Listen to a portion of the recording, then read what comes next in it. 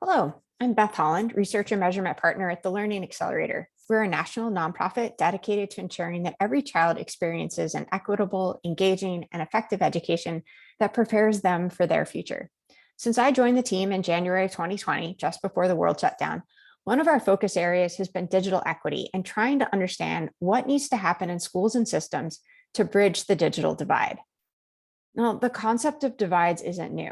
The American public education system has long been plagued by divides in terms of school quality, available resources, funding, and the opportunities that students experience depending on their socioeconomics, race, gender, religion, language, background, ability, and even geography. Now, over the past few decades, an even more insidious gap has emerged: the digital divide. Initially coined in 1996 by Larry Irving, it spans demographics, denying individuals the opportunity to fully learn, communicate, collaborate, and participate in an increasingly digital world. From the federal E-rate program to connect schools and libraries to the recent bipartisan broadband infrastructure bill, policymakers have sought technical solutions to this challenge even before the pandemic. Since spring of 2020, K-12 districts have undertaken Herculean efforts to increase student access, closing 20 to 40% of the digital divide. And yet at the close of the 2021 school year, an estimated 9 to 12 million students still lacked internet access at home, and 4 to 6 million did not have a computer or tablet sufficient to support remote learning. And when we look at why this gap persists, we can see that approximately 9 million students still cannot afford high-speed internet access. 4 million lack reliable available access, and 6 million remain disconnected due to English language barriers, immigration status, household education attainment, and housing insecurity, despite the existence of affordable options. And although the digital divide touches individuals across the country, 44% of the disconnected students hail from the South, 80% reside in urban or suburban areas, 54% identify as Black, Latino, or Indigenous, and over 50% live in low-income households. At the same time, students of color and those from less resourced communities have been more likely to participate in remote instruction, despite the likelihood that they possess neither a computer nor high-speed internet. Now, decades of research, both formal and anecdotal, has demonstrated that when used effectively by well-trained educators, digital tools can enhance students' knowledge of academic disciplines, foster creativity, critical thinking, and systems thinking skills, scaffold communication and collaboration, and develop opportunities for deeper learning, authentic problem solving, and social connections. So this raises a really crucial question. In what ways are we penalizing kids because of their identity and their demographics? Now, the digital divide is a multifaceted mechanism that policymakers, district leaders, and educators can leverage to achieve broader education equity. However, focusing solely on the boxes and wires, the devices, and the internet access obfuscates the broader issue that we continue to deny students critical learning opportunities and penalize them because of their race, gender, ethnicity, language proficiency, family income level, ability, and geography. And while it remains crucially important to address disparities in device and high-speed internet access, failure to acknowledge 5 less talked about issues will prevent true digital equity and the ultimate closing of the digital divide. Number 1, digital redlining. In the 1960s, the term redlining emerged to describe the systemic underinvestment in communities of color. Though initially used to describe disparities in real estate and housing funding, the National Digital Inclusion Alliance extended the term to internet infrastructure. They explained that policy associated with the digital divide remains situated within a structure of systemic racism, largely benefiting rural areas, even though the white majority in those communities account for only 8% of the disconnected population across the country. In comparison, over 70% of the households without internet in urban communities identify as Black or Latino. An Ed Working paper directly linked these broadband disparities to the systemic racism of historic federal housing policies. But digital redlining also describes a more nuanced issue, that of being underconnected. Results from a nationally representative phone survey of families earning below the national median revealed that while the majority of students had some form of connectivity, they also experienced disruptions to remote learning due to insufficient device or internet access. Families who relied on low-cost broadband options, such as Comcast Internet Essentials, frequently reported that they did not have enough bandwidth for their children to regularly participate in live classes or turn in assignments. And those who relied on their mobile phones as hotspots frequently reported hitting their data limits. In households with school-aged children, district-issued devices and hotspots might have been the only access beyond phones. This often created additional challenges as multiple people shared computers and overtaxed internet connections. Even if each student did have their own device, a large percentage reported that it was not powerful enough to complete schoolwork. Especially in under-resourced schools, students often received outdated or even broken computers and the rush to get them anything that could allow them to attempt remote learning. Number 2, the digital use divide. Even though millions more students now have access to the internet and devices, it is far from sufficient. This lack of quality has emerged as a significant driver of the second critical consideration, the digital use divide. Technology and the internet have long been heralded as a democratizing force, and yet a 2017 report from the Connected Learning Alliance documented the persistence of ongoing disparities. Although many schools now have access to technology, students experience vastly different realities, what Hansen and Reich refer to as a rising tide of opportunity that largely benefits the affluent. A well-documented pattern has emerged that schools serving more affluent students tend to promote more creative learning opportunities.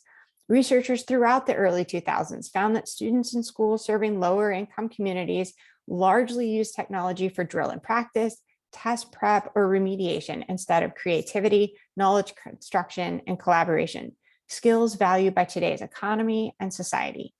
This finding continues to persist as evidenced by a 2019 national study of the state of creativity and learning. In schools that serve students from low-income communities, teachers were less likely to score highly on creativity, though not necessarily on technology use in general. When asked what prevented them from designing more creative learning opportunities, teachers cited lack of sufficient access to technology as a major barrier. In their 2018 book, Watkins and Cho detailed their observations of how Black and Latino high school students interacted with technology over the course of a year. Despite challenges of access outside of school, teens leveraged available resources to create new forms of media and socially connect with their peers. Though more sophisticated technology was available in school, students faced what they called a technology-rich, curriculum-poor classroom. The focus had been on the acquisition of high-quality devices instead of high-quality learning experiences. While it may seem that the pandemic could have lessened some of these discrepancies, a 2020 report from Project Tomorrow found that teachers in schools with large populations of students of color were 27% less likely to report using media creation tools as compared to majority white schools. Becker and colleagues at the Metropolitan Education Research Consortium made similar observations based on how students were tracked based on perceived ability level. Teachers often gave students in advanced courses more opportunities to create with technology. Given the historic correlations between race, socioeconomic status, and placement in more advanced courses, this strategy further advantaged white affluent students, more evidence of a rising tide. The 2017 National Education Technology Plan refers to these disparities in experience in more stark terms. They consider it evidence of a digital use divide. When the pandemic hit, teachers in schools found themselves racing to implement remote learning.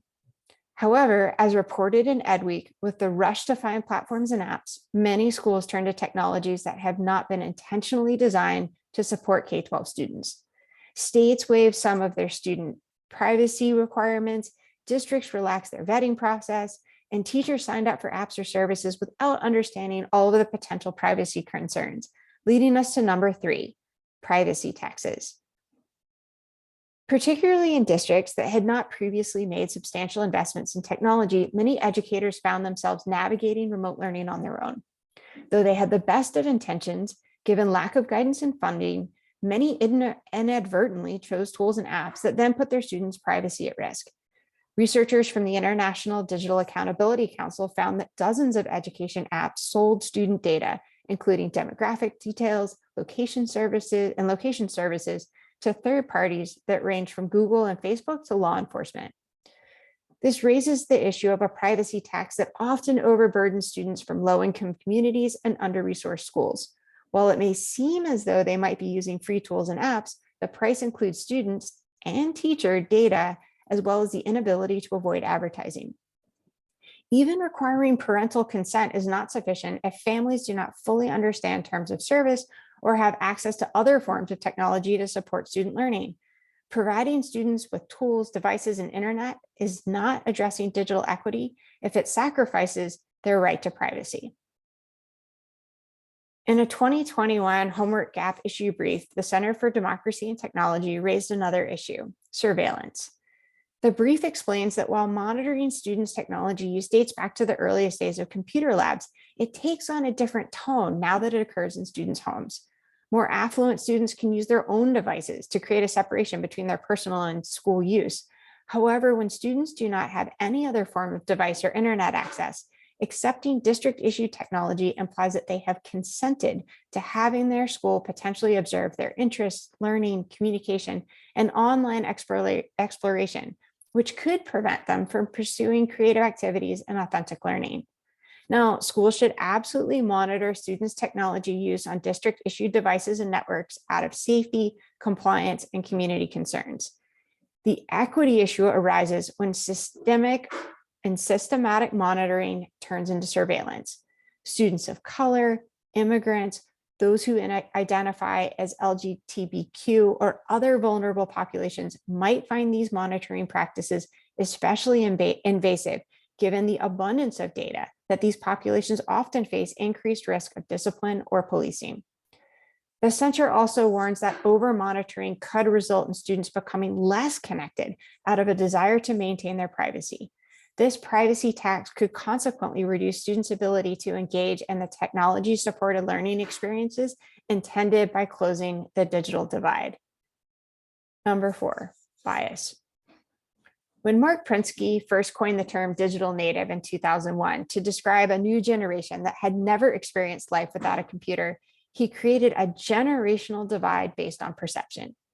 Though his claim that these natives inherently know how to learn with technology has been empirically debunked, it nurtured an implicit bias in how educators view students' use of digital tools. Mimi Ito and colleagues explored this dichotomy in their 2010 book, Hanging Out, Messing Around, and Geeking Out. After observing hundreds of hours of social interactions between teens and comparing how they use technology in school versus outside of school, the research team found that students engage with media in hundreds of creative ways. And yet the traditional education system often described these same activities as disruptive or threatening to existing authority structures. Unfortunately, a disconnect exists not only between how different generations view these interactions, but how adults perceive their value based on race. In his 2020 book, Digital Divisions: How Schools Create Inequality in the Tech Era, Raffalo found that while a school serving a predominantly white, wealthy population celebrated creative learning opportunities and valued its students as digital innovators, schools serving less affluent students of color considered the exact same behaviors to be irrelevant or disruptive. Educators actively blocked students' activities, confiscated devices, and disciplined behaviors. He attributed this disparity to implicit bias, stereotyped mental models, and the culture of the workplace. Now, adult bias about students' digital use not only results in inequitable disciplinary practices and the policing of behaviors, but also directly contributes to the digital use divide. To truly achieve digital equity, students should be afforded meaningful learning opportunities regardless of their identity. And as Becker and colleagues illustrate in their model, digital equity implies access, use, and outcomes, both academic and for future employment. Both structural and social barriers prevent these equitable outcomes. A 2018 study conducted by Gallup and commissioned by Google sought to understand what may be contributing to the underrepresentation of women and certain racial minorities in STEM and computer science. The study surveyed students, parents, educators, and administrators over 2 years. Of note, Black and Latino students reported having less access to computer science courses despite indicating more interest than their white peers. Interestingly, girls were also more likely to indicate that they were unaware of the existence of computer science programs, whether in school or out, and their parents were less likely to encourage them to pursue these opportunities. A dual-edged challenge emerged. Parents of these students believed that their children did not learn about computer science because of lack of access. Meanwhile, educators and leaders cited perceived lack of interest as a barrier. Potential bias on the part of both parents and educators could be driving the lack of opportunity for the students. And this brings us to number 5. Given its sterile nature, technology is often viewed as neutral, potentially benefiting and serving individuals in equal ways. Sociologist Ruha Benjamin argues the absolute opposite, that digital tools and the algorithms that drive them have the potential to deepen and perpetuate systemic racism, creating what she terms a new Jim Code.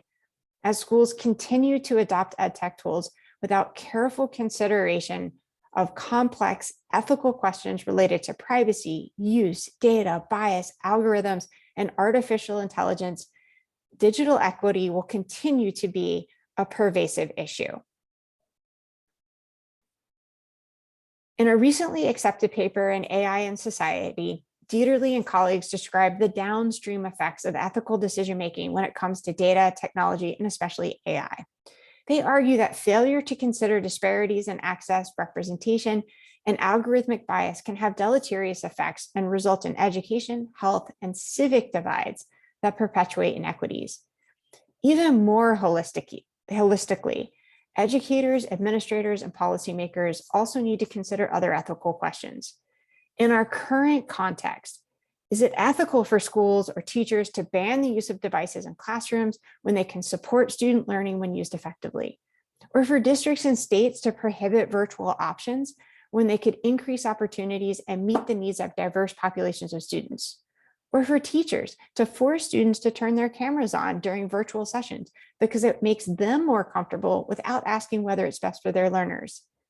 And is it ethical for so many to have deemed remote learning a failure when it was never set up for success? When students lacked access to sufficient internet and devices, when teachers lacked access to high quality professional learning and tools, and when districts lacked the resources to design a high quality experience?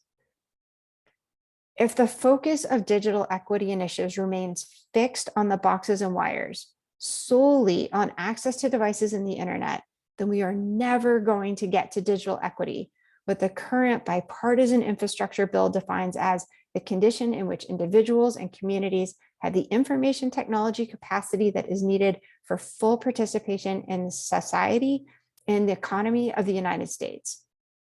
Failure to address these 5 critical considerations has implications for both policy and practice. And I really look forward to continuing this conversation. Thank you.